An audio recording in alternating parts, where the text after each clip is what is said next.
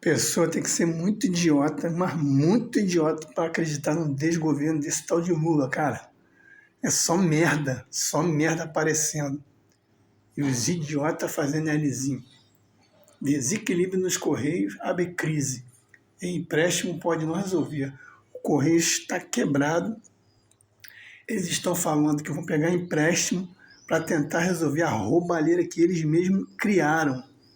E aí você vê na televisão, na mídia podre, o desgoverno fazendo propagandazinha de que é amigo do povo, que está dando não sei quanto para os estudantes não faltarem às aulas.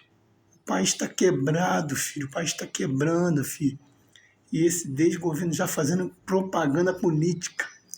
Não vou nem falar das outras merdas que estão rolando. E você insistindo em fazer o L. Você é um idiota. Fui.